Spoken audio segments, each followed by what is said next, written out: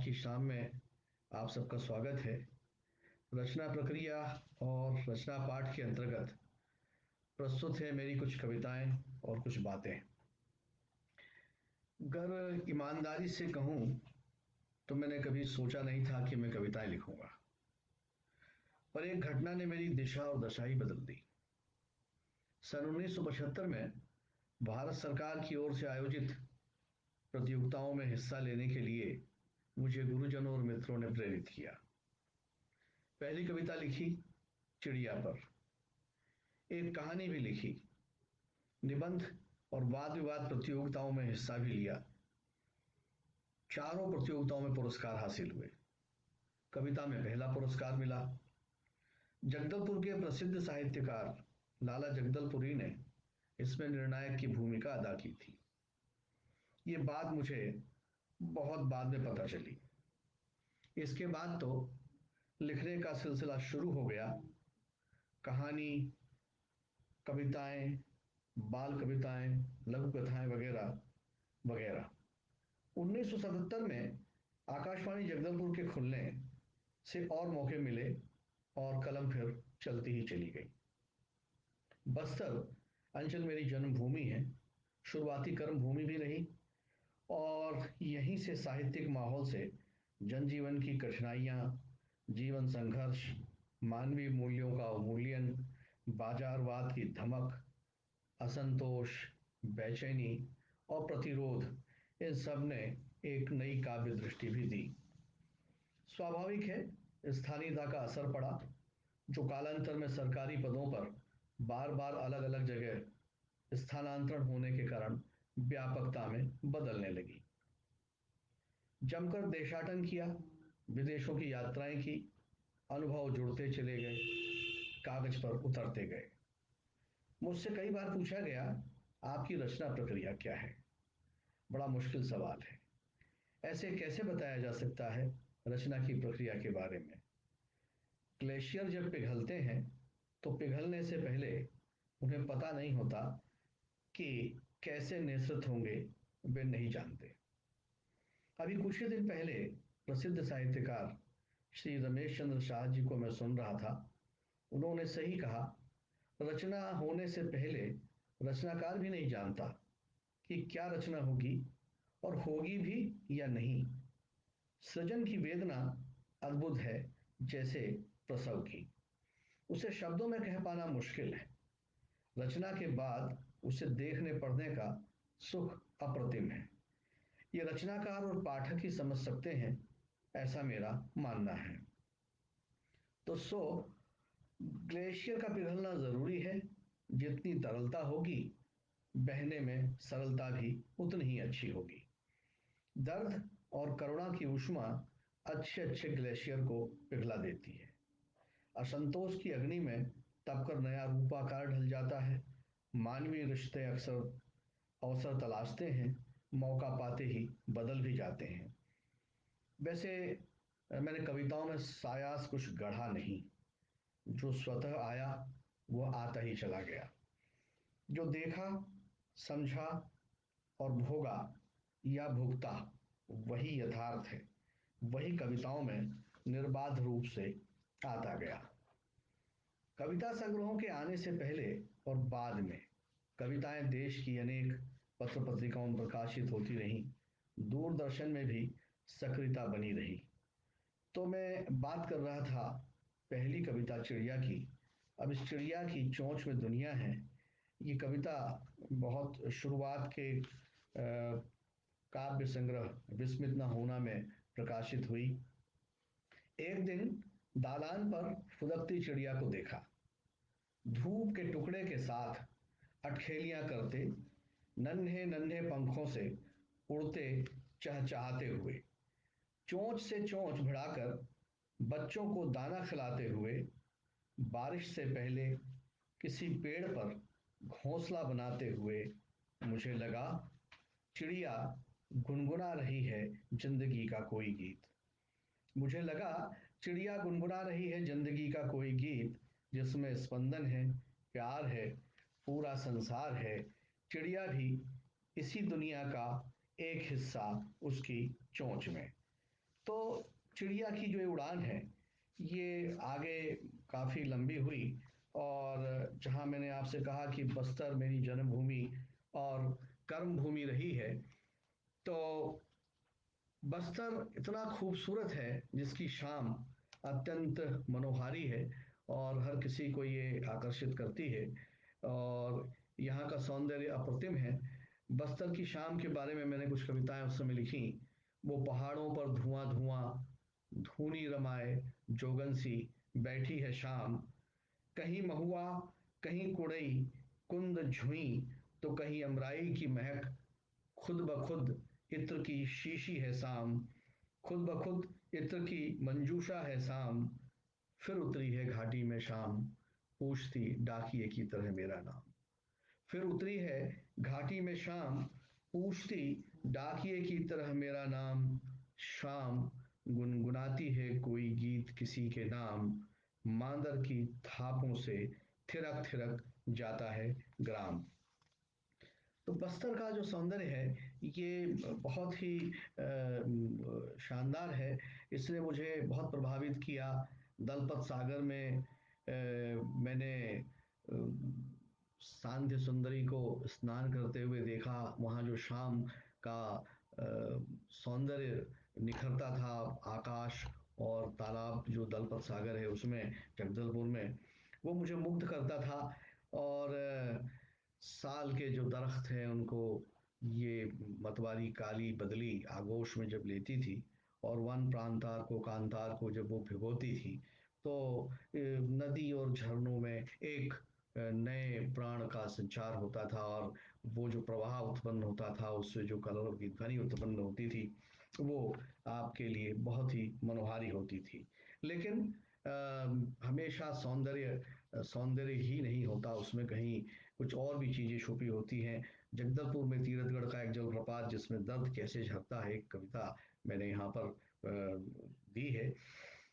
तीरथगढ़, सीढ़ी दर सीढ़ी दर्द झरता है जंगल में, तीरथगढ़ के प्रपात में पानी बूंदों में बिखर बिखर झरता है, दर्द और पानी अजीब समानता है दोनों में, बहते हैं तो रुकते ही नहीं समझाने पर भी, शाम को कहीं दूर मांदर पर पड़ती है थापें, टूटे मंदिर में बूढ़ा सा पुजारी बजाता है घंटियां, तब मन को छू लेने वाला गीत गूंजता है वादियों में, रात में जंगल चादर ओढ़ लेता है धुंध की, दर्द पहले की तरह झरता है।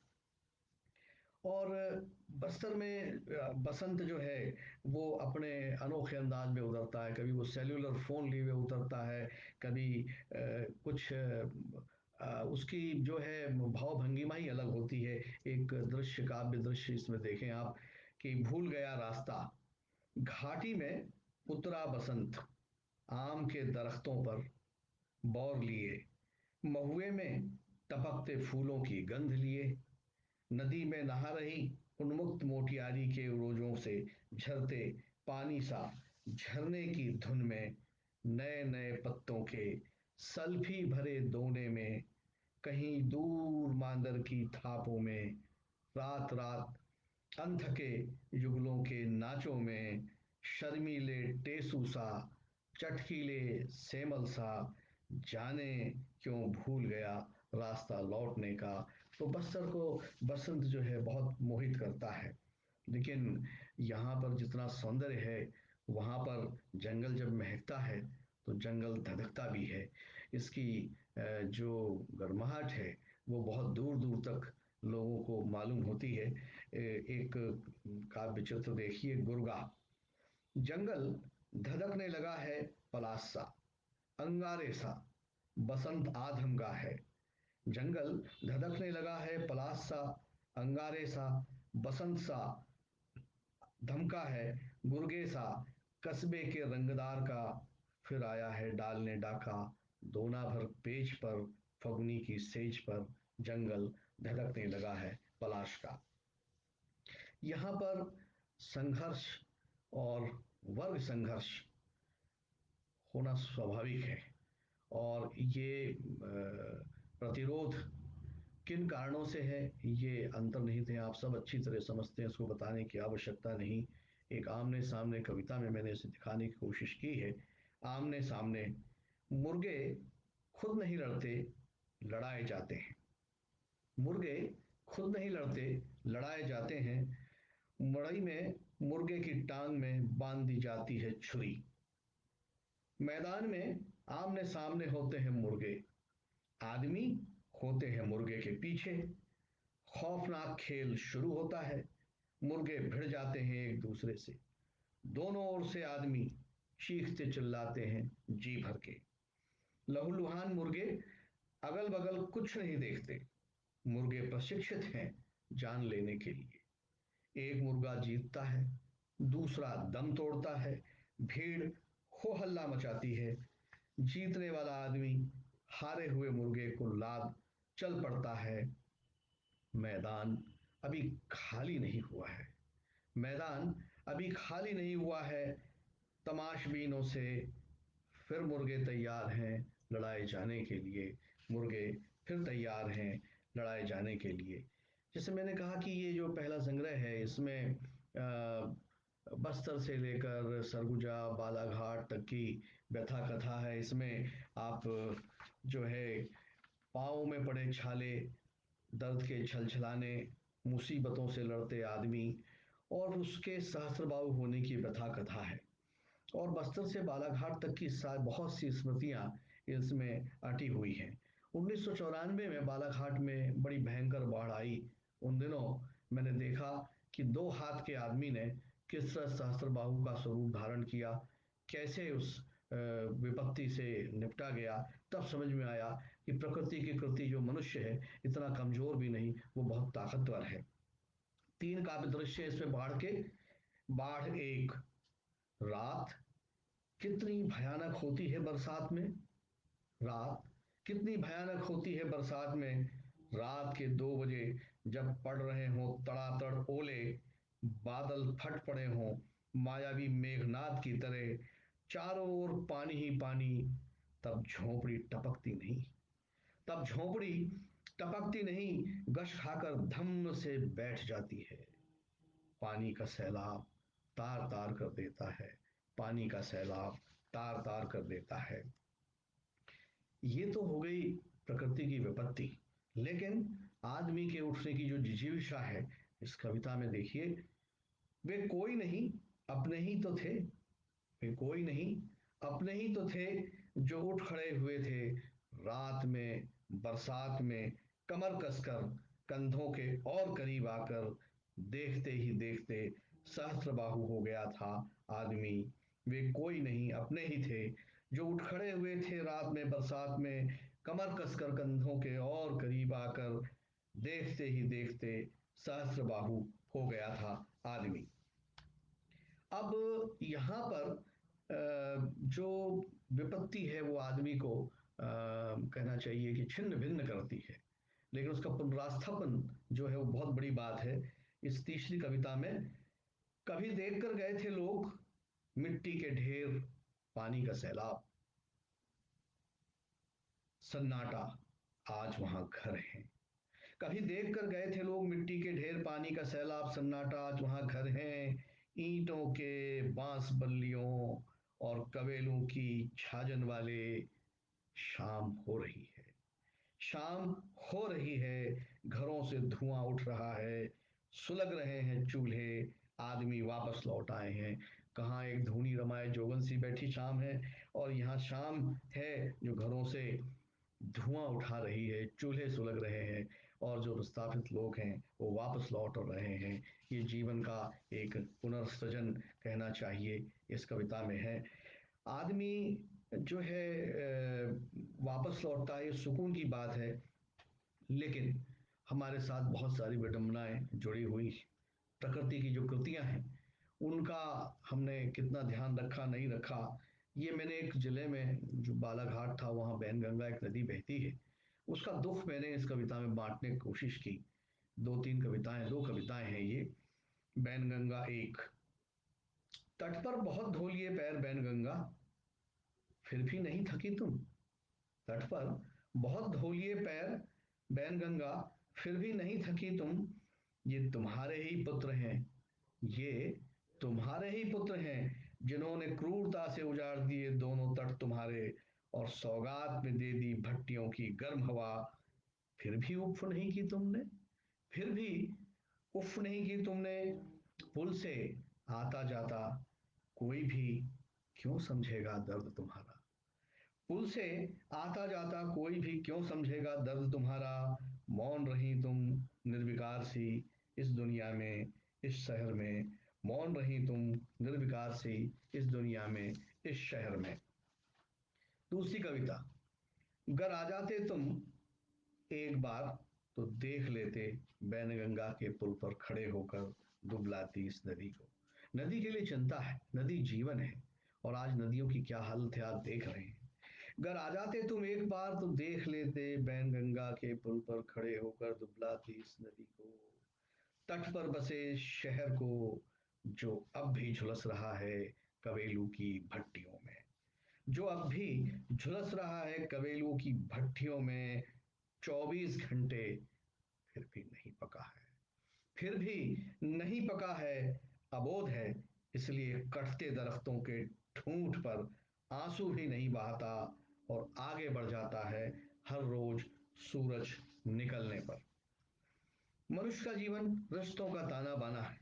रिश्ते बहुत सी बातों और कारणों से प्रभावित होते हैं, ये मैंने व्यक्तिगत रूप से अनुभव किया। मैं आपसे फिर कह रहा हूँ कि ये जो कविताएं हैं, ये कहीं ना कहीं हमसे जुड़ी, हमसे हमारे साथ चली हुई कविताएं हैं, हमारे साथ चली हुई बातें। रूई हो गए इसका शीर्षक है। छूते ही छुई मुई हो गए, छूते ही छुई मुई हो गए, तो कभी रूई हो गए। स्वार्थ जब तलक सधता रहा, प्रेम शुक्ल पक्ष में चंद्रमा सा बढ़ता रहा।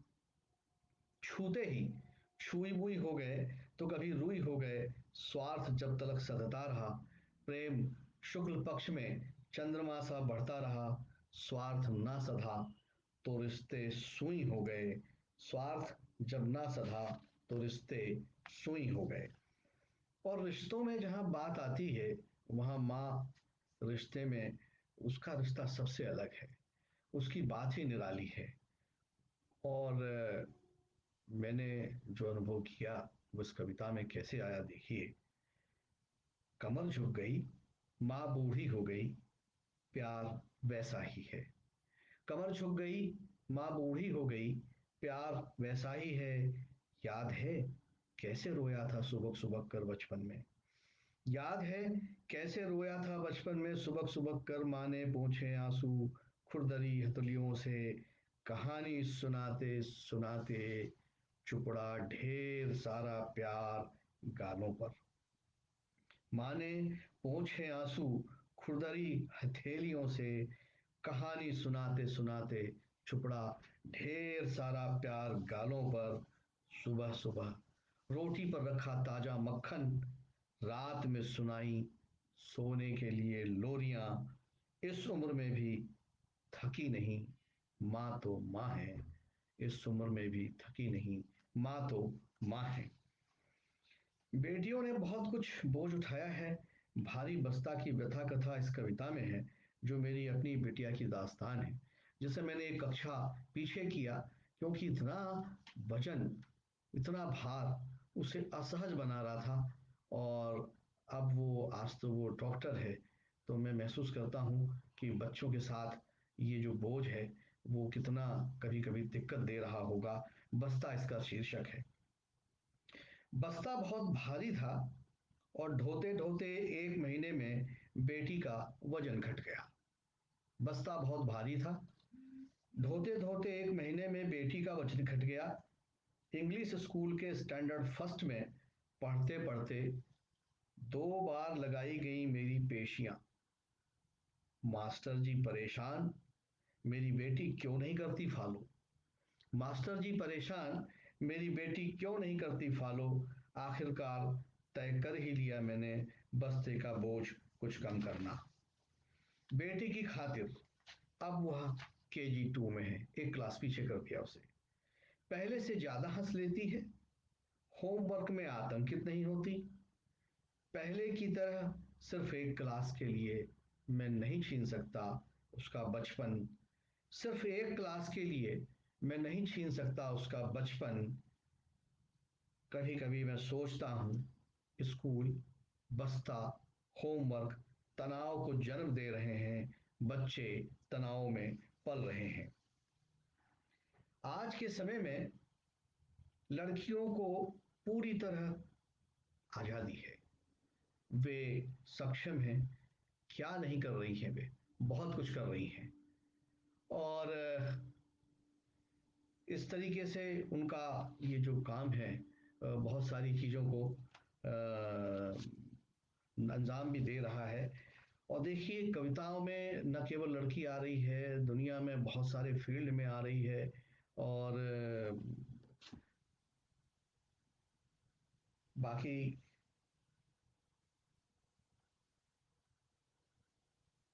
ठीक है।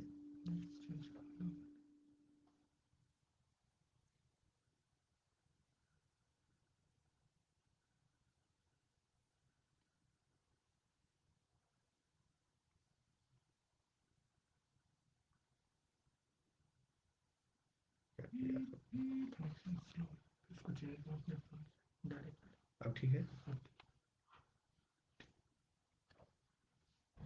आज के समय में लड़कियों को पूरी तरह सक्षमता प्राप्त है। और इसका एक कविता में छोटा सा काव्य दृश्य देखिए। आ ही जाती है धमा चौकड़ी मचाती, दौड़ लगाती, पगडंडी पर साइकिल चलाती। आ ही जाती है धमा चौकड़ी मचाती, पगडंडी पर साइकिल चलाती, जेहन की शराओं में पनडुब्बी की तरह घुसपैठ करती, स्मृतियों में ऊंची उड़ान भरती, अंतरिक्ष ब्रह्मांड की पड़ताल करती, स्टेथोस्कोप लिए दिल में उतरकर धड़कनें मापती, नदी को बांधती, सेतु बनाती, लड़की कविता में आ ही जाती है धमा चौकड़ी मचाती। प्रेम, 2.5 अक्षर का प्रेम बड़ा ही महत्वपूर्ण है। ये शब्द ही अप्रतिम है। धरती से आसमान तक इस 2.5 अक्षर की सत्ता है, अक्षुण। हिज्जे सुधारता है चांद, और कुछ हद तक शब्दों से परे कविता संग्रह में प्रेम की अभिव्यक्ति मेरी कुछ कविताओं में हुई। विस्मित न होने के बाद नदी की और प्रकृति की जो दुर्दशा जो मैंने देखी, उसे नदी के लिए सोचों में मैंने अंकित किया। इतना ही नमक में बहुत सारे जो शोषण, प्रतिरोध और विषमताएं हैं उनको मैंने दर्शाने की कोशिश की। और हिज्जे सुधारता है और चांद और शब्दों से परे इन कविताओं में जब प्रेम के कुछ पुट आए, तो उस प्रेम को मैंने किस तरीके से इसमें बांधने की कोशिश की। बहुत छोटी छोटी कविताएं इसमें हैं, कुछ बड़ी कविताएं भी हैं। कितना नमकीन है प्यार, चंद्रमा के लिए लहरों में ज्वार, कितना नमकीन है प्यार। बड़ी छोटी सी कविता है। आप देखें पूर्णिमा के दिन चंद्रमा जब ज्वार भाटे से आकर्षित करता है लहरों को, तो उसके लिए मैंने लिखा कि चंद्रमा के लिए लहरों में ज्वार, कितना नमकीन है प्यार। और अनगिन लहरें, अकेला चंद्रमा, अनगिन लहरें बावरी गोपियों सी। अकेला चंद्रमा, अनगिन लहरें बावरी गोपियों सी। चंद्रमा अकेला है लेकिन गोपियों की तरह लहरें बहुत सारी हैं। और एक जादू देखिए जो अंतरिक्ष से धरती पर हो रहा है। कोई नहीं बजाता बांसुरी, असंख्य तारे, फिर भी कोई नहीं बजाता बांसुरी, चंद्रमा के न होने पर। असंख्य तारे, फिर भी कोई नहीं बजाता बांसुरी, चंद्रमा के न होने पर। और हिज्जे सुधारता है चांद, हिज्जे सुधारता है चांद, ये मेरे 17-18 साल की उम्र की लिखी गई कविता, जिसका बाद में कई बार मैंने रूपांतरण किया। और फिर ये अब धीरे धीरे रिस रही है रात, टहलते टहलते हिज्जे सुधारता है चांद। धीरे धीरे रिस रही है रात, टहलते टहलते हिज्जे सुधारता है चांद। और प्रेम की जो थेरेपी है वो बड़ी अद्भुत थेरेपी है। ये आभास है, अनुभव है। और इस थेरेपी का एक वैज्ञानिकीकरण मैंने करने की कोशिश की। देखिए, आपको शायद अच्छी लगे। थेरेपी इसका शीर्षक है कि तुम्हारे आने पर मूंदने से रह जाती हैं आंखें। तुम्हारे आने पर मूंदने से रह जाती हैं आंखें, शून्य में जाती चेतना लौटती है जाते जाते।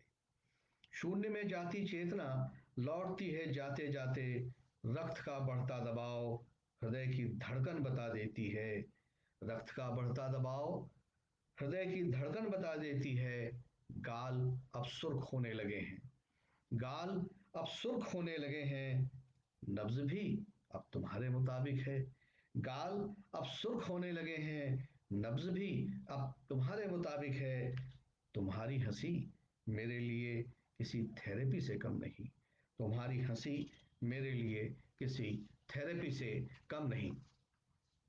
स्मृतियां प्रेम की धरोहर होती हैं, बिल्कुल निजी।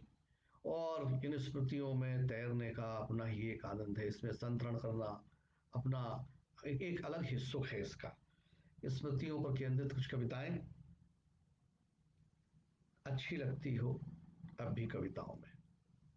अच्छी लगती हो अब भी कविताओं में, अरसे बाद औचक ही सामने आ जाओ, तो वह सब कहने से क्या फायदा जो अब तक नहीं कहा। अच्छी लगती हो अब भी कविताओं में, अरसे बाद औचक ही सामने आ जाओ, तो वो सब कहने से क्या फायदा जो अब तक नहीं कहा।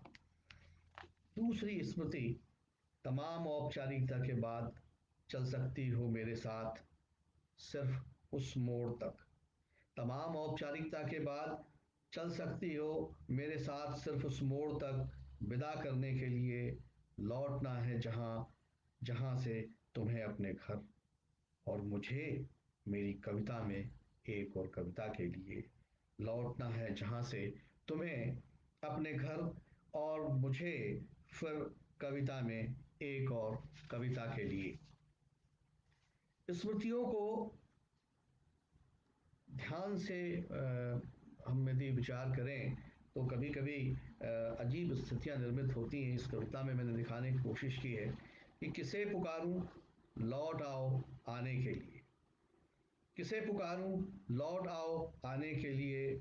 समंदर की लहरों ने मिटा दिए हों जब रेत पर अंकित नामो निशान। समंदर की लहरों ने मिटा दिए हों जब रेत पर अंकित नामो निशान। स्मृतियों के धुंधलके में उभरती और लुप्त हो जाती हैं छवियां। किसे पुकारूं लौट आओ आने के लिए। और एक स्मृति, नहीं रहा वह नीम जिसकी छांव में स्पंदन था अव्यक्त प्रेम का। नहीं रहा वह नीम जिसकी छांव में स्पंदन था व्यक्त प्रेम का। चौड़ी हो गई वह सड़क, बढ़ गई राहगीरों की आवाजाही अरसे से हमारे बगैर। चौड़ी हो गई वह सड़क, बढ़ गई राहगीरों की आवाजाही अरसे से हमारे बगैर। जवाब ही नहीं आया उस पत्र का जिसका इंतजार रहा उम्र भर। जवाब ही नहीं आया उस पत्र का जिसका इंतजार रहा उम्र भर। एक नदी सदा बहती रही हमारे बीच। एक नदी बहती रही हमारे बीच सदा के लिए। एक नदी बहती रही। और एक कविता, ये एक छोटे छोटे काव्य दृश्य हैं, आपको अच्छे लगेंगे। तुम सामने हो। कभी सोचा था सामने हो तो पढ़ूं तुम पर लिखी कविता। कभी सोचा था सामने हो तो पढ़ूं तुम पर लिखी कविता। कोई शाम हो जब कहो अपनी पसंदीदा कविता। जब शाम हो तो कहो अपनी पसंदीदा कविता। तुम मुझे ढूंढो मैं तुम्हें कविताओं में। तुम मुझे ढूंढो मैं तुम्हें ढूंढूं कविताओं में। तुम्हारा होना प्रकृति के सौंदर्य को दर्शाने के लिए, उसकी कृति को दर्शाने के लिए मैंने इस मान बिंब का प्रयोग किया है, तुम्हारा होना। भोर में ताजे दूध के फेन की मानिंद है तुम्हारा होना। भोर में ताजे दूध के फेन की मानिंद है तुम्हारा होना, जो ताजे मक्खन सा हो जाता है स्निग्ध, जो ताजे मक्खन सा हो जाता है स्निग्ध। भीगने से पहले बरामदे में देखता तुम्हें और बारिश को अपलक। बरामदे में देखता तुम्हें बारिश को अपलक, हवा के झोंके से नन्ही नन्ही बूंदें छा जाती तुम्हारे कपोलों पर। हवा के झोंके से नन्ही नन्ही बूंदें छा जाती तुम्हारे कपोलों पर होश की मानिंद, और घने बालों के शिखर पर हिमपात की शुरुआत का भ्रम होता। कभी तो ऐसा होता, उड़ते उड़ते काले बादल आगोश में ले भिगो देते हमें बारिश में। भीगने से पहले बरामदे में देखता तुम्हें और बारिश को अपलक। कभी तो ऐसा होता, उड़ते उड़ते काले बादल आगोश में ले भिगो देते हमें बारिश में भीगने से पहले। एक और वृंदावन। मानसल प्रेम से परे, प्रेम की उत्कृष्ट पराकाष्ठा, जहां पर केवल स्पिरिचुअल आत्मिक सौंदर्य जो दिखाई देता है वो इस कविता में मैंने दिखाने की कोशिश की है। जब नहीं करता हूं बात, बार बार क्यों हो जाती हो बेचैन ओ नोनी। जब नहीं करता हूं बात, बार बार क्यों हो जाती हो ओ नोनी।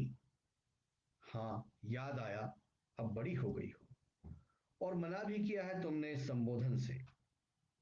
हाँ याद आया अब बड़ी हो गई हो, और मना भी किया है तुमने इस संबोधन से। तुम्हारे हृदय का बढ़ता स्पंदन बता देता है आंखों को तलाश है मेरी। तुम्हारे हृदय का बढ़ता स्पंदन बता देता है आंखों को तलाश है मेरी, और तुम सुनना चाहती हो वही स्वर जिससे आह्लादित होता है एक और वृंदावन, एक और वृंदावन। एक और प्रेम कविता जिसमें इसका शीर्षक है मुरझाने का खौफ था। मुरझाने का खौफ था लिहाजा फूल कविताओं में तब्दील हो गए। मुरझाने का खौफ था लिहाजा फूल तब्दील हो गए कविताओं में। मुद्दतों बाद जैसे ही तुमने छुआ मेरी उंगलियों को, ताजा हवा का एक झोंका छू गया हम दोनों को बाद में। तुमने छुआ मेरी उंगलियों को, ताजा हवा का एक झोंका छू गया हम दोनों को बाद में। देह गंध में डूबी बिखर गई भीनी खुशबू। हम भंवरे भरे बगीचे में हैं या कविता हैं एक दूसरे में। मुरझाने का खौफ था लिहाजा फूल तब्दील हो गए कविताओं में। एक और कविता, शीर्षक ही इसका एक और कविता है। शाम है तुम हो और बांच रहा हूं कविता। शाम हो तुम हो बांच रहा हूं कविता, एकटक मुझे देखते हुए खुद बन रही हो एक और कविता। शाम है तुम हो और बांच रहा हूं एक कविता। और कभी कभी सोचना न सोचना और कैसे सोचना, इस पर एक कविता छोटी सी। नहीं सोचा था कभी, नहीं सोचा था कभी इतनी खनकदार हंसी के बगैर होऊंगा कितना उदास। नहीं सोचा था कभी तुम्हारी खनकदार हंसी के बगैर होऊंगा कितना उदास। तुम्हारे गीत बगैर बहुत बड़ी होगी 31 दिसंबर की रात। तुम्हारी तपिश को लालायित रहेंगे ये होंठ, नींद से औचक जाग कर भी तलाश होगी। कहाँ हो तुम्हें सुनने के लिए करना होगा कितना इंतजार। और जहाँ पर प्रतिबंध हो, कई समस्याएं हो, कई दिक्कतें हो, वहाँ पर प्रेम में जो निश्चल बना है, उसकी जो तरलता है, सरलता है, वो इस कविता में दिखती है। आ सकती हो कविताओं में एक इसका शीर्षक है। मत करो जरा भी सफर साथ साथ, मत सुनो कोई भी बात। मत करो जरा भी सफर साथ साथ, मत सुनो कोई भी बात। मत जाओ वहां जहां न जाना चाहो। पर बेखौफ आ सकती हो कविताओं में, पर बेखौफ आ सकती हो कविताओं में। उजली धूप की तरह महक सकती हो, खिले फूलों की तरह। तितलियों के मानिंद यहाँ फिरने की आजादी है। तितलियों की मानिंद यहाँ फिरने की आजादी है। तमाम प्रतिबंधों से परे यहाँ गुनगुना सकती हो नए साल का वही गीत, जिसे सुनने से कोई नहीं रोक सकता, जिसे सुनने से नहीं रोक सकता कोई। यहाँ बतिया सकती हो चाहे जब तक, यहाँ सिर्फ चांदनी है, यहाँ सिर्फ चांदनी है, चांद में धब्बे नहीं। एहसास जो है वो उसका वर्णन बड़ा मुश्किल है। अनुभूतियां अपने अपने तरीके से अपनी अपनी जगह पर होती हैं और उसको अभिव्यक्त करना गूंगे का गुड़ जैसा है, लेकिन फिर भी कोशिश। एहसास के बाद पिघले मोम की तरह लिपटती हो, पिघले मोम की तरह लिपटती हो। फिर न जाने कौन सा खौफ परत दर परत दूर कर देता है मुझसे। पिछले मोम की तरह पिघले मोम की तरह लिपटती हो, फिर न जाने कौन सा खौफ परत दर परत दूर कर देता है मुझसे। उष्मा के भरपूर एहसास के बाद, ऊष्मा के भरपूर एहसास के बाद फिर ठुठरने लगता हूँ लौट आने के लिए स्मृतियों में। उष्मा के भरपूर एहसास के बाद फिर ठिठुरने लगता हूँ लौट आने के लिए स्मृतियों में। और जब अचानक कोई बात हो जाए और ऐसी हो जाए तो उसका शीर्षक है आखिर मिल ही गई। आखिर मिल ही गई तुम, आखिर मिल ही गई तुम और खोई हुई कविता। आखिर मिल ही गई तुम और खोई हुई कविता, जो कभी लिखी थी तुम्हारे लिए। तुम मिली तो मैं न रहा, तुम मिली तो मैं न रहा। और कविता मिली तो तुम न रही, और कविता मिली तो तुम न रही। इन सारी चीजों में, प्रेम की इस परिणति में, यात्रा में जो सुख है वो कैसा सुख है। शीर्षक सुख इतना, काफी का प्याला साथ साथ खाली होने तक, सुख इतना जो कभी खाली नहीं हुआ। काफी का प्याला साथ साथ खाली होने तक, सुख इतना जो कभी खाली नहीं हुआ। और धूप के टुकड़े के बहाने प्रेम की अठेलियां देखिए कि धूप के टुकड़े के बहाने इस धूप के टुकड़े को नजरबंद करना चाहता हूं, इस धूप के टुकड़े को नजरबंद करना चाहता हूं। पर फुदक कर चला जाता है वह तुम्हारे दालान में। थोड़ी देर बाद सरपट हो जाता है, थोड़ी देर बाद सरपट हो जाता है सड़क पर, हर रोज दालान में हमें अकेला छोड़कर। हर रोज दालान में हमें अकेला छोड़कर। धूप के टुकड़े के बहाने अब धूप गुनगुनी लगने लगी है, धूप के टुकड़े के बहाने अब धूप गुनगुनी लगने लगी है। इस धूप के टुकड़े को नजरबंद करना चाहता हूं। और ये प्रेम की पराकाष्ठा की एक कविता अनुबंध। इसमें शीर्षक ही इसका अनुबंध है, अलसाई झील की सतह पर बादल टिप टिप कर खोल रहा है उनींदी पलकें। अलसाई झील की सतह पर बादल टिप टिप कर खोल रहा है उनींदी पलकें। हल्की हल्की धूप में कुनमुना रही है षोड़शी सी, लहर दर लहर शनह शनह बढ़ रहा है रक्त का संचरण। बंध प्रतिबंध से परे अनुबंध में गुते अकुलाए क्षणों में, देह गंध में डूबी हवा बाँच रही है। गहरे और गहरे उतर रहे हैं एहसास, चरम तक संपूर्ण शिराओं में डूब रही है। पत्तों की सरसराहट, पंछियों की चहचहाट, शिकारे के चप्पुओं की आवाज। अलसाई झील की सतह पर बादल टिप टिप कर खोल रहा है उनींदी पल की। अब प्रकृति के साथ, अब तो ये प्रेम की बात हो गई, प्रकृति का धर्म ही प्रेम है, लेकिन प्रकृति ने हमें जितना प्रेम किया, हम बदले में उसे क्या दे रहे हैं और उसकी परिणति में हमें क्या मिल रहा है, उसकी परिणति कैसी हो रही है, इस पे थोड़ी सी कुछ कविताएं मैंने लिखी हैं और ये कविताएं इसमें देखना जरूरी है कुछ चीज़ों को। पहली शीर्षक, कविता का शीर्षक है कही देवे संदेश।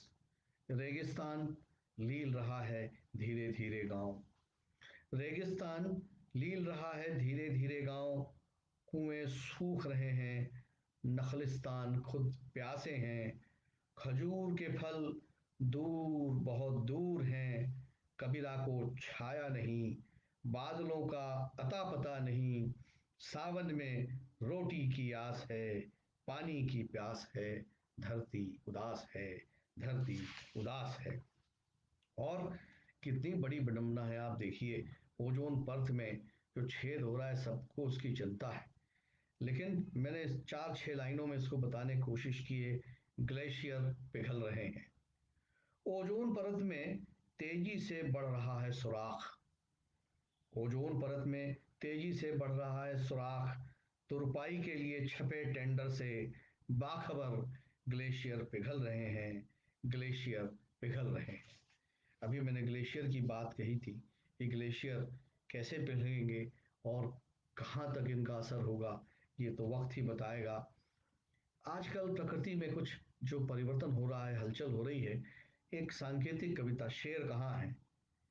शेर जंगल में नहीं है, शेर गुफाओं में भी नहीं है, शेर जंगल में नहीं है, शेर गुफाओं में भी नहीं है, शेर गांव में था कल, दबोच ली थी उसने रमजान की मोटी ताजी बकरी की गर्दन और भाग खड़ा हुआ था झुरमुट में।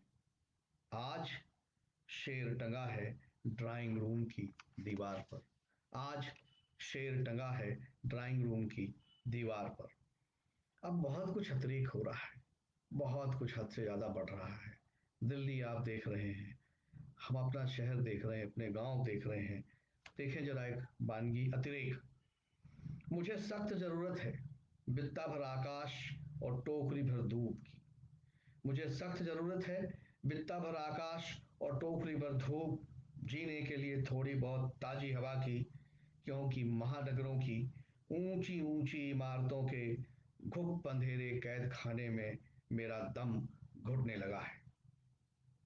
ऊंची ऊंची विशाल काय धमनियों से निकलता स्याह गर्म धुआं पोर पोर में जन्म देने लगा है, हर रोज एक नए कैंसर को। गर्द का गहराता अंधेरा धीरे धीरे छाने लगा है सर्वत्र, गर्द का गहराता अंधेरा धीरे धीरे छाने लगा है सर्वत्र।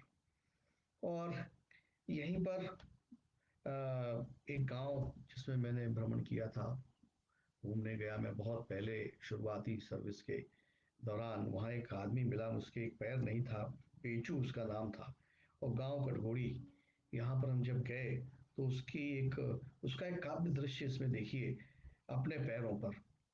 कटघोड़ी गांव है, बेचू आदमी है, दोनों एक दूसरे को पहचानते हैं।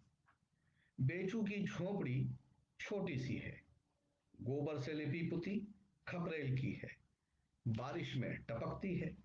बेचू खुश है, पूछने पर उसे कोई तकलीफ नहीं, जोर देकर पूछने पर चुप रहता है, उसकी आंखें कह देती हैं सारी राम कहानी। कोदो का पेच आज के लिए काफी है, आज के लिए काफी है, हाट आज बहुत दूर है उसकी पहुंच से, बेचू खुश है, बेचू चलता है लाठी के सहारे एक पांव से, बेचू चलता है लाठी के सहारे एक पांव से। और एक यथार्थ जो है कई बहुत जगह हम देखते हैं, और उसका एक काव्य दृश्य देखिए, सिर्फ इसमें कभी कहीं दर्द है, कहीं पीड़ा है, कहीं इसका शीर्षक है हक। उकड़ू बैठकर हाथ पर हाथ धरे सलवटों भरा अपना चेहरा छुपा लेना, उकड़ू बैठकर हाथ पर हाथ धरे सलवटों भरा अपना चेहरा छुपा लेना, फिर बीच बीच में अपने अधपके के खिचड़ी बालों में सूखी उंगलियां फिराते फिराते फटी बिवाई को सिर्फ निहारते हुए अंगूठे से मिट्टी कुरेद लेना, और खांसते हुए कान में खोसी हुई अधजली बीड़ी सुलगाकर धुएं के साथ अपने दर्द को उड़ा देने की कोशिश करना। सिर्फ इतना ही नहीं है तुम्हारे हक में, सिर्फ इतना ही नहीं है तुम्हारे हक में उगड़ू बैठकर हाथ पर हाथ धरे सलवटों भरा अपना चेहरा छुपा लेना। एक कविता और जिसमें जो सड़क के आदमी की हालत है उसको मैंने दिखाने की कोशिश की है। मेरा आंखों देखा दृश्य बहुत बहुत साल पुराना, जब मैं कहीं 16-17 साल का रहा हूँगा तब मैंने देखा। जेठ में शीर्षक से 2-3 कविताएं हैं। जेठ की चिलचिलाती धूप में भड़बूजे के भाड़ सा तपता है राजपथ। जेठ की चिलचिलाती धूप में भड़बूजे के भाड़ सा तपता है राजपथ, जिस पर पसीने से तरबतर घिसटता है आदमी सड़क का, जिस पर पसीने से तरबतर घिसटता है आदमी सड़क का। फटी बिवाई रिश्ता खून जगह जगह दरकता राजपथ, पिघलता कोलतार झुलसता है बढ़ता है आदमी सड़क का। इसके बाद एक कविता और जिसमें मैंने बड़ी छटपटाहट के साथ कहने की कोशिश की है। इसका शीर्षक है चेहरा। मैं तुमसे रूबरू बात करना चाहता हूँ, मैं तुमसे रूबरू बात करना चाहता हूँ, उतार दो चेहरे पर से चेहरा। मैं तुमसे रूबरू बात करना चाहता हूँ, उतार दो चेहरे पर से चेहरा। मैं देखना चाहता हूँ दरअसल में चेहरा। गिद्ध हो तो नोच लो बोटी बोटी, गिद्ध हो तो नोच लो बोटी बोटी, और बाज हो तो झपट लो मांस के लोथड़े, पर बगुला मत बनो। मैं रूबरू बात करना चाहता हूँ, उतार दो चेहरे पर से चेहरा। ये सारी त्रासदियों के बीच जब मैंने नौकरी की शुरुआत की, मैं एक बहुत दूर के गांव में गया, पैदल 10-12 किलोमीटर पैदल चल के पेट्रोमैक्स चलाया, हमने साथ में गए, कोटवार एक हमारे साथ गया, और वहाँ एक कोटवारन ने हमें रास्ता हम भटक गए तो आधे पके पपीते और कच्चे बेर हमें खिलाए, और उसके बाद हमें गांव में पहुंचे जहाँ पर कभी कोई बहुत दिनों से क्या तक कभी गया ही नहीं कोई बड़ा अधिकारी।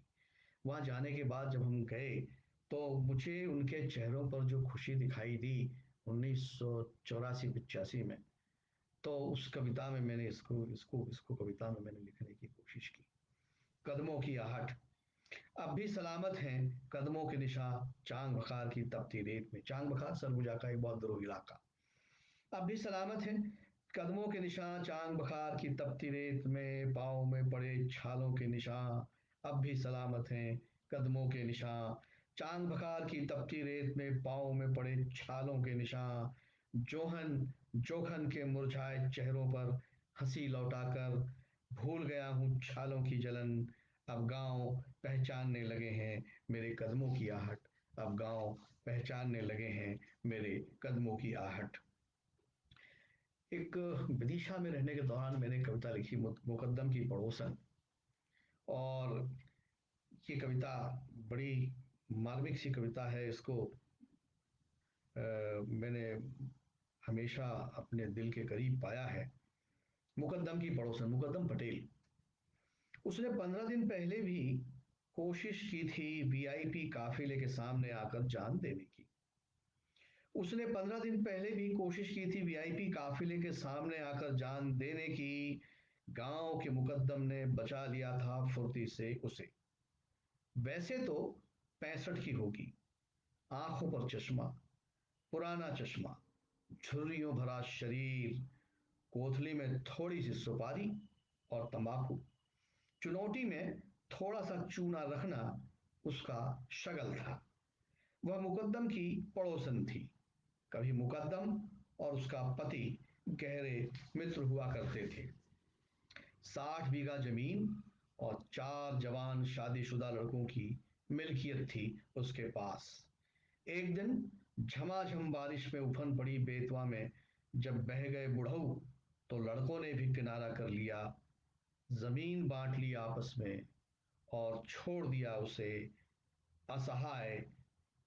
मुकद्दम की पहल पर उसे मिलने लगे 150 रुपल्ली हर महीने। मुकद्दम की पहल पर 150 रुपल्ली हर महीने मिलने लगे उसे। मुकद्दम ने पिछले महीने से खड़े कर दिए थे हाथ। पिछले महीने से मुकद्दम ने भी खड़े कर दिए थे हाथ। जिंदा लड़के और जमीन के रहते कैसे मिल सकती है इमदाद।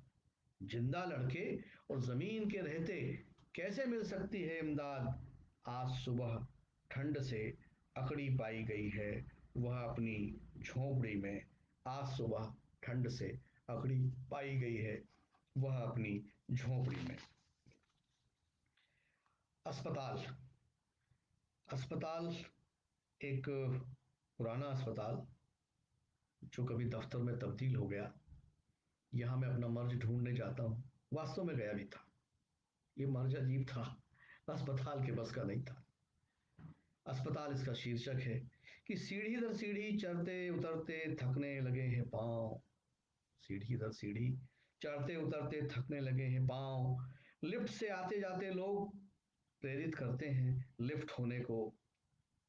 लिफ्ट से आते जाते लोग प्रेरित करते हैं लिफ्ट होने को। पर मैं सीढ़ियां चढ़ने का आदी पर मैं सीढ़ियां चढ़ने का आदी हूँ। एक मरीज हूँ डी के हॉस्पिटल में मर्ज के इलाज के लिए। एक मरीज हूँ डी के हॉस्पिटल में मर्ज के इलाज के लिए। डॉक्टर की जगह बैठे हैं अफसर। खिसियानी हंसी से कर रहे हैं इलाज। खिसियानी हंसी से कर रहे हैं इलाज। वे हाल पूछते हैं मर्ज से वाबस्ता हैं। पर वे हाल पूछते हैं मर्ज से वाबस्ता हैं। बेबस हैं इलाज के लिए। कमरानुमा चैम्बर से अब भी उठता है अस्पताल की पुरानी बदबू का भभका।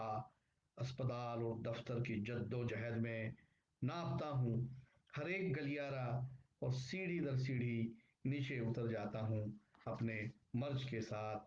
सीढ़ी दर सीढ़ी चढ़ते उतरते थकने लगे हैं पांव। जिंदगी का एक फलसफा, जिंदगी की सच्चाई, बेजान फाइल। ये बहुतों के दिल को अपने करीब पाती होगी ये फाइल। दिल उसके करीब जाता होगा। देखिए बेजान फाइल। एक बेजान फाइल फिर भी रेंग रही है। एक बेजान फाइल फिर भी रेंग रही है।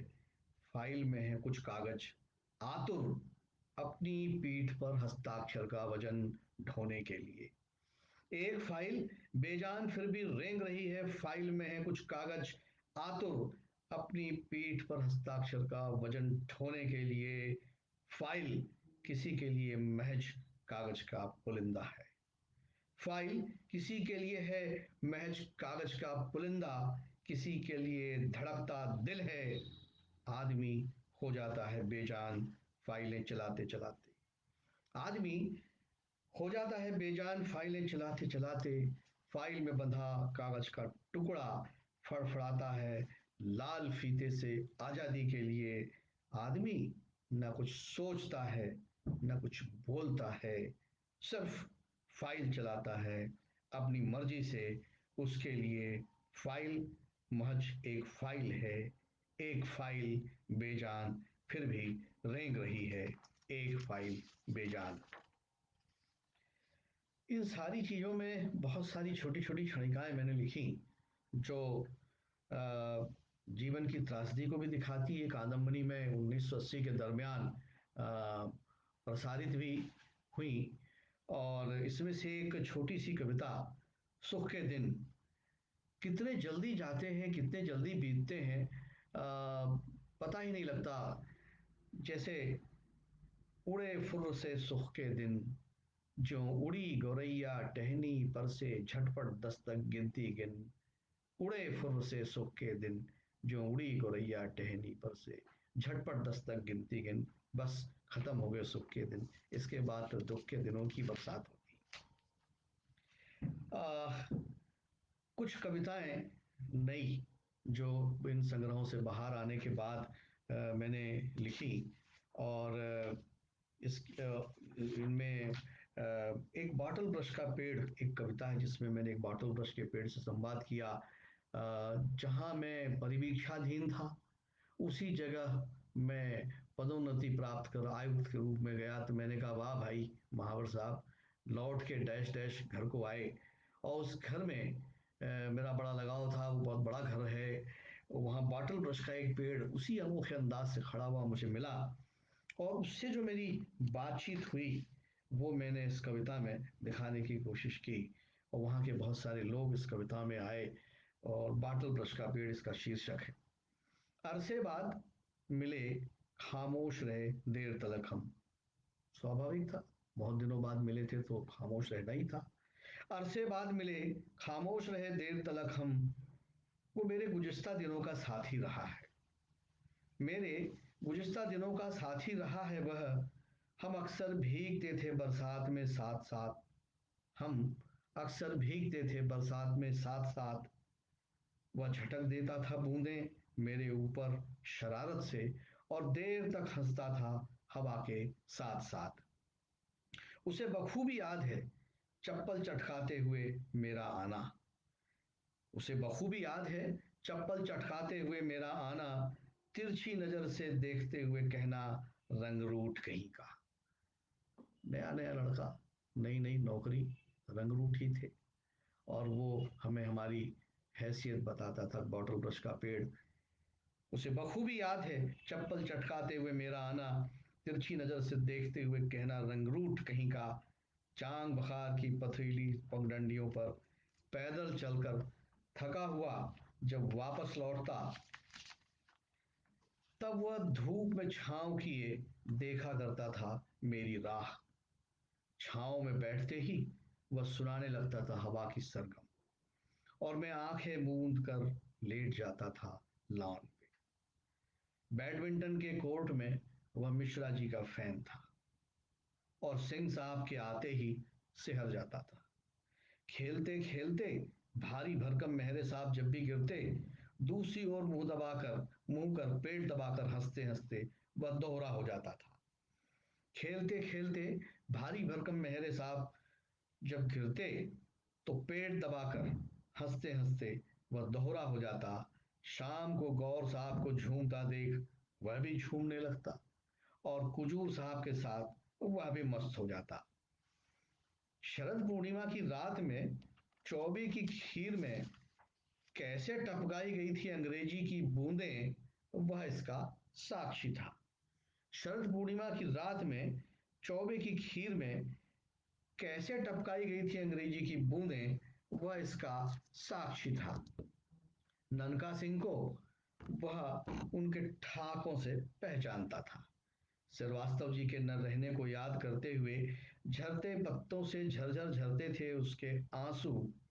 झूले से गिरे किशोर का इलाज करते डॉक्टर चौधरी को वह खूब पहचानता था। डॉक्टर दाऊ उसे अक्सर याद आ जाते। उसकी स्मृतियों में बहुत से हैं जो अब कभी ना आएंगे।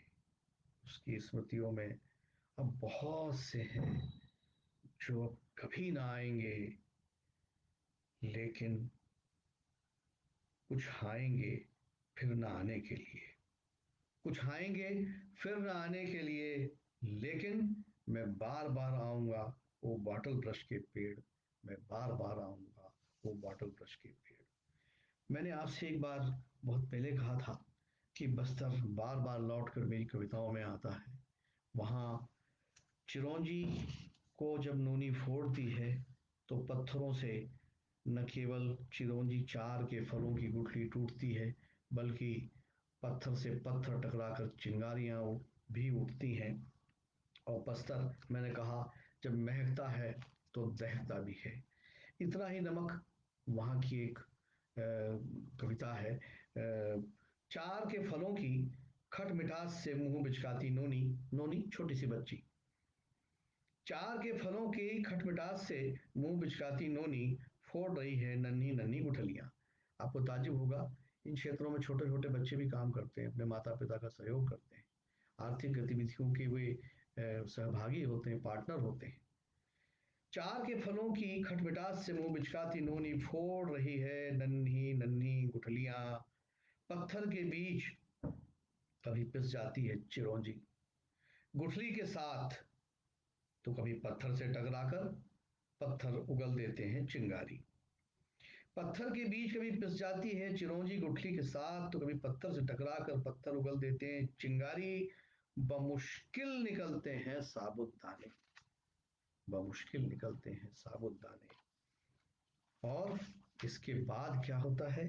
एक पायली नमक के बदले एक पायली चिरौंजी ले जाता है दुकानदार। एक पायली नमक के बदले एक पायली चिरौंजी ले जाता है दुकानदार। हाट बाजार में नोनी अनजान है दुनिया के हिसाब किताब से। मैं सोचता हूँ एक पायली चिरौंजी के बदले अब भी क्यों मिलेगा नोनी को इतना ही नमक, नोनी को इतना ही नमक। एक कविता और बातचीत के इंतजार में। नहीं मालूम क्या कर रहे होगे इस क्षण। बस्तर की त्रासदी पर कविता है। बातचीत के इंतजार में। नहीं मालूम क्या कर रहे होगे इस क्षण। शायद दंतेवाड़ा में बिछाई गई बारूदी सुरंग पर चलने की तैयारी। नहीं मालूम क्या कर रहे होगे इस क्षण। शायद दंतेवाड़ा में बिछाई गई बारूदी सुरंग पर चलने की तैयारी, या इन सुरंगों को हटाने में व्यस्त होगे सुरंग निरोधी दस्ते के साथ। मुमकिन है कोई सुरंग फट जाए, मुमकिन है कोई सुरंग फट जाए और कमरे में कैप्टन रशीद की तरह बेचैन टहल रहा हूं तुमसे बातचीत के इंतजार में। नहीं मालूम क्या कर रहे होगे इस क्षण। सिक्के की आखिरी सांस, ये मेरी एक कविता, बड़ी लंबी कविता है बस्तर के ऊपर में, जहाँ पूरा बस्तर इसमें सिमट कर आता है, जगदलपुर सिमट कर आता है। और मुझसे बार बार कहा जाता है इस कविता को मैं जरूर पढ़ूं, तो लिहाजा मैं इस कविता का पाठ जरूर कर रहा हूं यहाँ पर। सिक्के की आखिरी सांस, जब 30 जून को चवन्नी का चलन बंद हुआ और उसके साथ साथ क्या क्या हुआ उस वो हादसे में आप यहाँ देखें। 30 जून को आखिरी सांस ले ही ली चवन्नी ने। 30 जून को आखिरी सांस ले ही ली चवन्नी ने। तब चवन्नी का बोलबाला था, तब चवन्नी का बोलबाला था, भगवान भी खुश हो जाते थे 2-3 पैसे में। तब चवन्नी का बोलबाला था, भगवान भी खुश हो जाते थे 2-3 पैसे में। भिखारियों के लिए चवन्नी का मिलना किसी महोत्सव से कम नहीं होता था। भिखारियों के लिए चवन्नी का मिलना किसी महोत्सव से कम नहीं होता था। दक्षिणा में बगैर चवन्नी के रुपया अधूरा था। दक्षिणा में बगैर चवन्नी के रुपया अधूरा था। हाट बाजार में चवन्नी अर्थशास्त्र की धुरी थी। हाट बाजार में चवन्नी अर्थशास्त्र की धुरी थी। 4 आने में मिलती थी एक ढेरी, ऊपर से पुरौनी, नून से लेकर लकड़ी, आम से उंगली, और न जाने क्या क्या चवन्नी के गुलाम थे। बारिश में गिरते ही 4 आने में मिलते थे परिवार भर के लिए पर्याप्त फूटू और बोड़ा। ये साल के नीचे पाया जाने वाला बारिश के शुरुआत के समय का एक कहना चाहिए कि फल है वो, उसको कंद कह सकते हैं, जिसको खाया जाता है वहां पर। तो बारिश गिरते ही 4 आने में मिलते थे परिवार भर के लिए पर्याप्त फूटू और बोड़ा। दोना भर पेज, दोना भर चींटी, चींटी के अंडे, ताज्जुब होगा चींटी और चींटी के अंडे बिकते हैं वहां।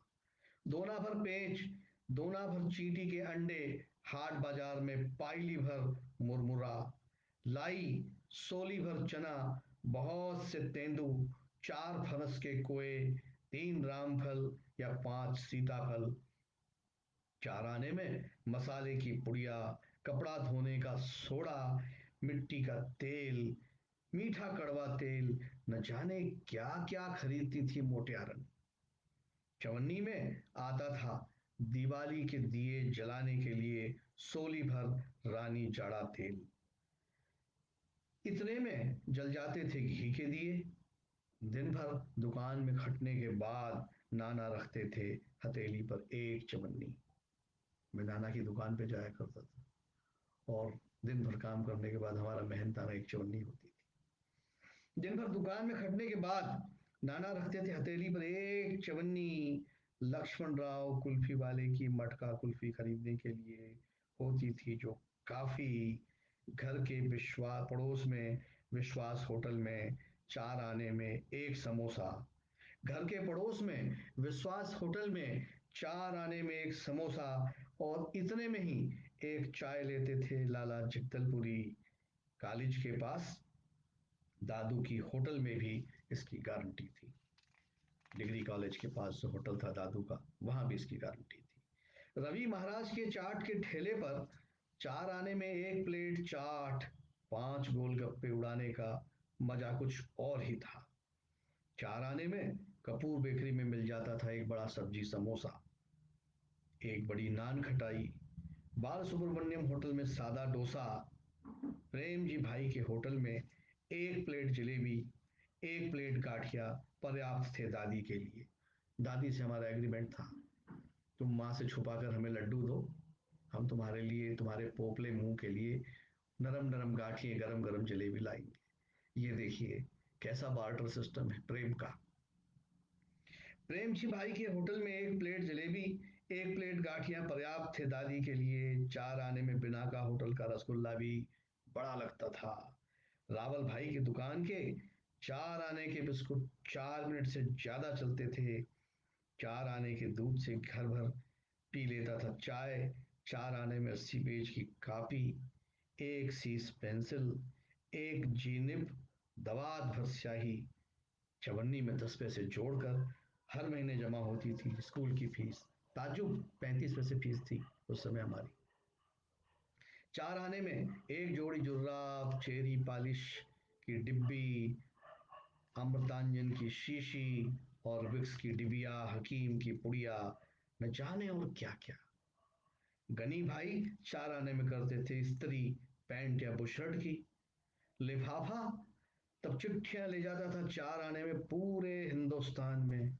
4 आने में सरजू नाई भी बना देता था शेविंग, बालों की कटिंग। हाट बाजार में ईंटों पर बैठाकर इतने में बना देता था 2 जनों की हजामत, जिसे कहते थे इटालियन कटिंग। हाट बाजार में ईंटों पर बैठाकर इतने में ही बना देता था 2 जनों की हजामत। जेब खर्च में चवन्नी का मिलना प्रतिष्ठा का सूचक होता था। जेब खर्ची में चवन्नी का मिलना प्रतिष्ठा का सूचक होता था। 4 आने में मीना बाजार, सर्कस, रिक्शे की सैर के मजे। मड़ई में 4 आने की तूती बोलती थी। गोंचा और 4 आने की तुपकी से गोंचा में 4 आने की तुपकी से गुच्छा भर पेंग की मार झेलते हुए खिलखिलाने का अपना सुख था। जगन्नाथ यात्रा पर बांस की जो नली है उसमें मालकांगनी के जो बीज है भरकर उसको जब प्रेस किया जाता है तो टुप की आवाज निकलती है, उसमें वहां के लोग बड़ा आनंद मनाते हैं। 4 आने में बच्चे भी मना लेते थे पोला का त्योहार। कूंडी बूची या मिट्टी के चक्कों पर मुंह से नांदिए घोड़े दौड़ाने का मजा कुछ और ही था। होली में 4 आने का रंग काफी था प्यार से रंगने के लिए, और जिसके उम्र भर न छूटने की गारंटी थी। 4 आने में दंतेश्वरी मंदिर के प्रसाद के लिए मिलता था बड़ा नारियल। महादेव घाट हनुमान टेकरी पर भी यही दाम होता था। चवन्नी हमारी बुनियाद थी। चवन्नी हमारी बुनियाद थी। इन दिनों चवन्नी खो बैठी मोल अपना। कहते हैं उसकी औकात से ज्यादा महंगी हो गई थी उसकी ढलाई। कहते हैं उसकी औकात से ज्यादा महंगी हो गई थी उसकी ढलाई। आज चवन्नी के चलन का आखिरी दिन। आज चवन्नी के चलन का आखिरी दिन है। बच्चों को अब खतरा नहीं है खेल खेल में चवन्नी निकल जाने का। बच्चों को अब खतरा नहीं है खेल खेल में चवन्नी निकल जाने का। और बड़ों को चवन्नी छाप मुहावरे से अपमानित होने का। बच्चों को अब खतरा नहीं है खेल खेल में चवन्नी निकल जाने का।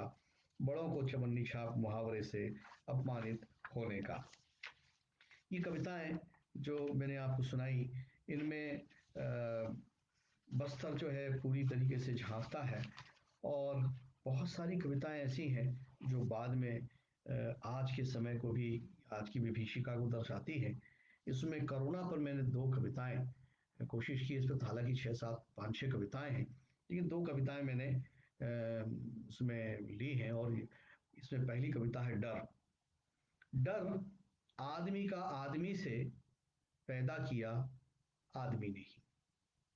डर आदमी का आदमी से पैदा किया आदमी ने ही आदमी के लिए अब डर डर कर मर रहा है जीने के लिए। डर आदमी का आदमी से पैदा किया आदमी ने ही आदमी के लिए अब डर डर कर मर रहा है जीने के लिए। खुद से डर कर कहाँ जाएगा जब डर लगने लगा है अपनी ही परछाई से। इस कठिन समय में डर के कमरे के दरवाजे पर दस्तक देता है आदमी। इस कठिन समय में डर के दरवाजे पर दस्तक देता है आदमी। एक कविता देखिए, बड़ी सादगी से और कैसे हमारे बीच से कोई चला जाता है खामोशी से, इस कोरोना में, इस भयावह संकट में, इस कविता में है। बगल से जो गुजर गई वह हवा नहीं थी। बगल से जो गुजर गई वो हवा नहीं थी। फुर्र चिड़िया भी नहीं थी, लरजती बदली भी नहीं थी। ऐसा भी नहीं था कि तितलियों की टोली तफरी करती गुजरी हो। ऐसा भी नहीं था कि तितलियों की टोली तफरी करती गुजरी हो। बालों के लटके करीब से वह दबे पांव निकला एकदम करीब से। वह दबे पांव निकला एकदम करीब से, भले ही मगर हिला गया सर से पांव तक। वह दबे पांव निकला एकदम करीब से, भले ही मगर हिला गया सर से पांव तक। बगैर सांकल बजाए दरवाजे पर थाप दिए बगैर, और तो और काल बेल भी नहीं बजाई, फिर भी साथ ले गया उन्हें। फिर भी साथ ले गया उन्हें कभी न लौटाने के लिए। फिर भी साथ ले गया उन्हें, फिर भी उन्हें लौटाने के लिए। कभी कभी मैं सोचता हूँ कि जिंदगी क्या है, और बहुत सोच विचार के बाद बड़ी सादगी से जिस किताब को हम पढ़ते हैं, जिंदगी की किताब, उस पर मैंने कुछ लाइनें लिखी हैं। जिंदगी क्या है? जिंदगी क्या है? एक किताब है। जिल्द जैसे माँ बाप का साया। जिंदगी क्या है? एक किताब है। जिल्द जैसे माँ बाप का साया, पत्नी मुखपृष्ठ, बच्चे बाद का कोरा पन्ना, हर एक पन्ना जैसे समय बाँचता उम्र का अगला पड़ाव। बच्चे बाद का कोरा पन्ना, हर एक पन्ना जैसे समय बाँचता उम्र का अगला पड़ाव। जब तक किताब खुली है, खुली है। जब तक किताब खुली है, खुली है। सेल्फ में जाने से पहले जिंदगी क्या है? एक किताब है। जब तक किताब खुली है, खुली है। सेल्फ में जाने से पहले। अब ये कुछ कविताएं चिंतन की दिशा में हैं, कुछ थोड़ी सी दार्शनिक मुद्रा में। जब तब मुट्ठी से फिसलती जा रही है रेत। सबके मुट्ठी से फिसल रही है, एहसास तो होना ही चाहिए। मुट्ठी से फिसलती जा रही है रेत, बस्ती से उठी अजान गहरे उतर रही है। मुट्ठी से फिसलती जा रही है रेत, बस्ती से उठी अजान गहरे उतर रही है। सांझ की प्रार्थना में बरबस मूंदने लगी हैं आंखें। बेतवा और बैस नदी के संगम पर टूटती धार से बेचैन चंद्रमा अक्सर आने लगा है स्वप्न में। जब तब मुट्ठी से फिसलती जा रही है रेत। और जीवन तलाश का नाम है, और तलाश बहुत अजीब है। अपने आप को ढूंढना बड़ा मुश्किल काम है। इस छोटी सी कविता में मैंने इसको समेटने की कोशिश की है। तलाश। नदी बह रही है सबके अंदर, समंदर है हमारे अंदर। नदी बह रही है सबके अंदर, समंदर है हमारे अंदर। नदी से बेसुध समंदर, और समंदर से नदी बेसुध। नदी से बेसुध समंदर, और समंदर से बेसुध नदी। बेसुध हम भी एक नदी समंदर की तलाश में, हम भी एक नदी समंदर की तलाश में। यही जीवन का सत्य है, ऐसा लगता है। और छोटी छोटी ये दो तीन कविताएं, जिसमें हर आदमी को ये कहीं ना कहीं लगता है कि कहीं रुक जाए, कहीं थक गया, कहीं बैठ गया, लेकिन कोई तो जिजीविषा है जो उसको हमेशा प्रेरित करती है चलने के लिए। जीवन चलने का नाम। इस तरह की तो छोटी छोटी कविताएं हैं। चाह में, टूटने से पहले और टूटने तक अंतराल है निस्तब्धता का। टूटने से पहले और टूटने तक अंतराल है निस्तब्धता का। निपट अकेले पगडंडी पर चलते हुए रिस रही है एक कविता। निपट अकेले पगडंडी पर चलते हुए रिस रही एक कविता। पहाड़ जैसे दिनों को काटती घड़ी की सुइयां खसक रही हैं धीरे धीरे। गहराते धुंधलके में एक नदी अभी भी तोड़ रही है पत्थर थकती हुई धार से। गहराते धुंधलके में एक नदी अभी भी तोड़ रही है पत्थर थकती हुई धार से। हर सांझ की गई मौन प्रार्थनाओं पर से विश्वास डिगने से पहले एक और प्रार्थना की चाह में जीना कितना मुश्किल है मरने से पहले। एक और प्रार्थना की चाह में जीना कितना मुश्किल है मरने से पहले। ये जीविशा आपको बहुत दूर ले जाना चाहती है। शीर्षक, बहुत दूर जाना है, रास्ता कोहरे में, मंजिल का कुछ पता नहीं, समय खिसक रहा है अपनी रफ्तार से। अकेले यात्री के लिए कितना मुश्किल है दूर अंदेसी का कोई सबक। पसरे सन्नाटे में गायब है अपनापन, पीछा करती हैं संदेह भरी निगाहें। ठोकर लगने पर नहीं कोई दिलासा, गहरे अवसाद के दिन हैं। पाबंदियों की सरहद के पार जला रहा है कोई दिया।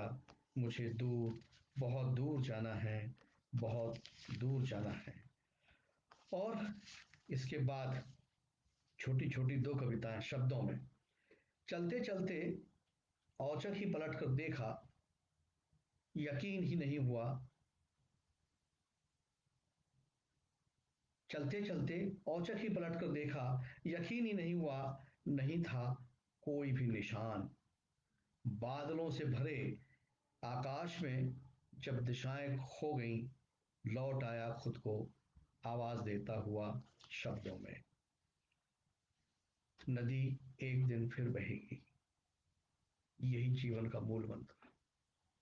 धूप की गुमशुदगी, सर्दीले दिन और ठिठुर रही हैं रिश्ते की गर्माहट। संवेदनाएं जम रही हैं, आत्मरत होने के दिन हैं।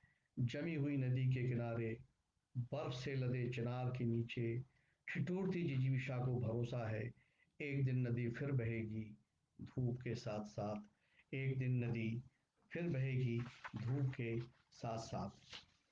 ये जो कविताएं हैं, इन कविताओं की यात्राएं विभिन्न चरणों में, विभिन्न पड़ावों में पूरी हुई।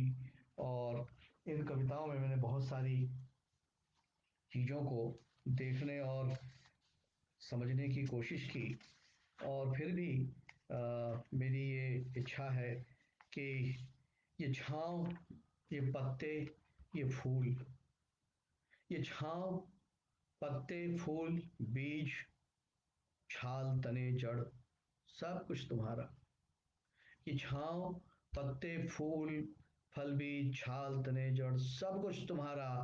मैं तो मिलूंगा धूल में, मैं तो मिलूंगा धूल में, बारिश की बूंदों में नहाकर धरती से उगने के लिए, फिर दरख्त बनने के लिए, फिर दरख्त बनने के लिए। आज मेरे इन 5 काव्य संग्रहों में से कुछ चुनिंदा कविताएं मैंने कोशिश की आप तक पहुंचाने की। और फिर कभी मौका मिला तो मैं आपके सामने फिर हाजिर होऊंगा। और ये कहते हुए कि कविता कभी खत्म नहीं होती, कविता ही जीवन है। शब्दों से परे जब काव्य संग्रह का विमोचन हो रहा था तो मैंने एक बात कही थी कि शब्दों से परे, मैंने शब्दों में लौट आने की बात कही थी। और मुझसे किसी ने पूछा कि साहब आप शब्दों में लौट आने की बात करते हैं और दूसरी तरफ आपने कविता संग्रह लिखा है शब्दों से परे। तो मैंने उनसे कहा कि देखिए, शब्द जहाँ अपनी शब्दों की अपनी अभिव्यक्ति की सीमा है भावों को अभिव्यक्त करने की, इसके बाद बहुत सारी चीजें शब्द नहीं कह पाते। कल्पना कीजिए आप एक छोटे शिशु को माँ की गोद में देखिए, या जब बच्चा रो रहा हो और माँ उसकी तरफ मुस्कुराकर उसकी आंखों में देखती है, बच्चा उसकी आंखों में देखता है, और उन दोनों के बीच आंखों ही आंखों में कौन सा संवाद होता है ये ना आप जानते हैं ना मैं जानता हूँ। लेकिन बच्चे को देखकर माँ मुस्कुराती है, माँ को देखकर बच्चा मुस्कुराता है, बच्चा चुप हो जाता है। तो ये शब्दों से परे जो भावों की अभिव्यक्ति हुई, ये अप्रतिम है। मैं हमेशा कहता हूँ कि पहली कविता बच्चे के लिए माँ कहना है। माँ शब्द ही बच्चे के लिए कविता की शुरुआत है, और माँ से बढ़कर कोई बड़ी कविता नहीं। उसमें समूचा ब्रह्मांड है, अंतरिक्ष है, कविता की बहुत बड़ी प्रतिमूर्ति है वो। तो शब्दों से परे वहां पर बात है जहां पर आंखें मौन तोड़ती हैं।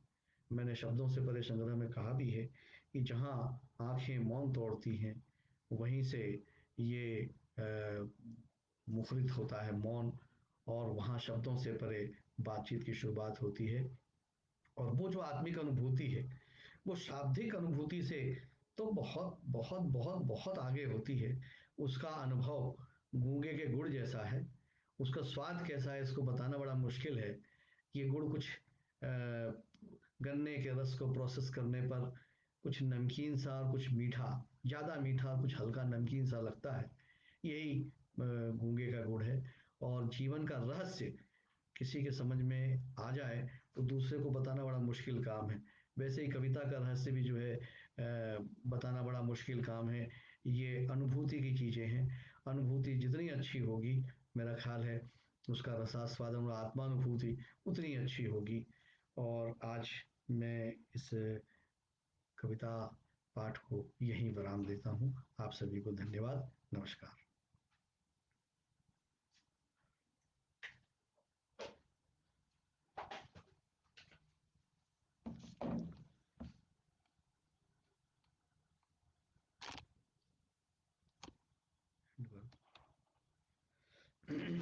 बीच में गड़बड़ क्या हुआ था? आवाज कम आ रही थी, वो नेट का स्लो था नेटवर्क, यहाँ का वाईफाई। तो जियो पे मैंने ले लिया था फोन से। ये यार 7 बजे के बाद प्रॉब्लम ही हो जाता है, पता नहीं कैसा आया होगा वो। नहीं ठीक है, मैं तो कंटिन्यू सुन रहा हूँ। ये चल रहा है।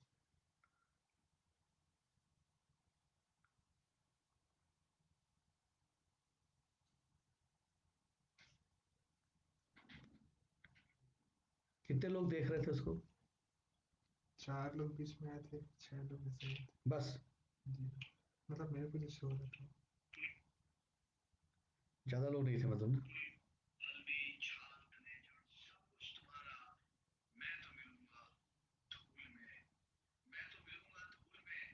बारिश की बूंदों में नहाकर धरती से उगने के लिए, फिर दरख्त बनने के लिए, फिर दरख्त बनने के लिए आज अच्छा मेरे अच्छा आवाज माइक का यूज करेंगे तो नेक्स्ट टाइम तो अच्छा रहेगा।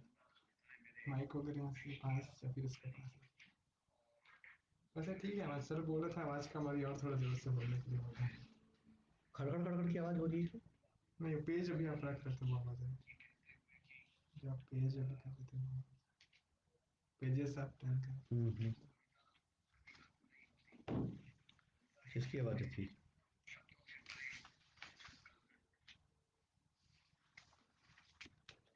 पता नहीं। फोन उठा रहा है। हेलो। हेलो। कैसा रहा?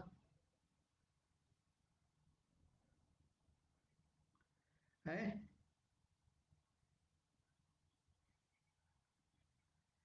एंड वीडियो कर दिया, सेव नहीं किया इसने। सेव कर दो इसको।